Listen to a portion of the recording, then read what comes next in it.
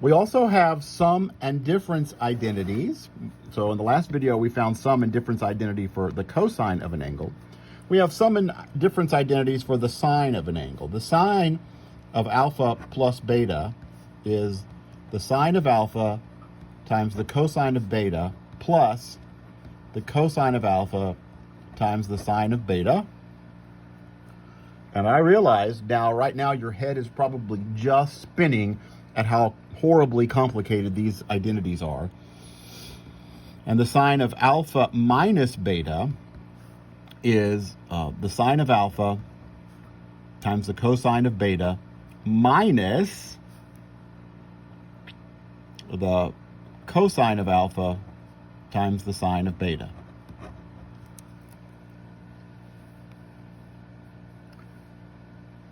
If you try to memorize each of those individually, you'll fail. I mean, not that you'll fail the class, but you will never be able to learn those. I do not have those memorized separately. I have all four of those memorized in a single way. And let me tell you how I have them memorized.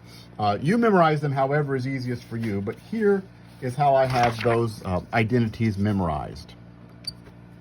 If I want to find the sum or difference of angles, the cosine of alpha plus beta or alpha minus beta, or the sine of alpha plus beta or alpha minus beta, I noticed some things. The first angle here is always matches, so the cosine starts with the cosine of alpha. The sine ones all start with the sine of alpha. So just go ahead and write that down. The second thing is, notice here, cosines are with cosines and sines are with sines. When I'm finding the cosine of a sum or difference, the cosines go together and the sines go together. If I find the sine of a sum or difference, the sines go with cosines and vice versa. They're mixed. And I also notice, so I think it's easier to remember when they go together, not when they're mixed. So I say that sines with sines and cosines with cosines, that's the nice case. The sine with cosine and cosine with sine, that's not the nice case. And then sometimes the sign, positive or negative, matches. For cosine of alpha plus beta, the sign over here is negative. And for alpha minus beta, the sign over here that's backwards. That's not good. But with signs, the positive or negative matches. The sign of a sum is got a sum here. The sign of a difference has got a difference, and that's good. And then I remember this. All four of these formulas, each formula can only have one good thing. Either the cosines go with the cosines or the sines go with the cosines. So they either match or they don't, and you can only have one of these things matching functions or matching positive and negatives. And each of them can only have one. Since the cosine has matching functions, it doesn't get matching positive or negative.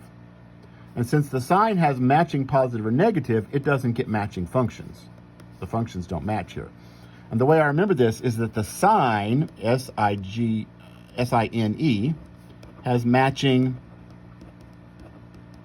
sines, S-I-G-N-S. So, for example, if I want to find the cosine of alpha minus beta, let's remember, it starts with cosine alpha. So with cosine, do the functions match or the sines match? It's not the sines, because the sines match for sine. So the functions must match. So cosine alpha goes with cosine beta, but then the sine has to be different. And then I get sine alpha, sine beta. The first thing I wrote was cosine alpha. And then I remembered it has to be cosine beta plus sine alpha, sine beta. What is the sine of alpha plus beta? It starts with sine alpha. Now, do the functions match or the sines? With sine, the sines match, so the functions don't get to. That's cosine beta minus, plus, because the sines match, cosine alpha, sine beta. Okay, I'm going to use the next video to do some examples.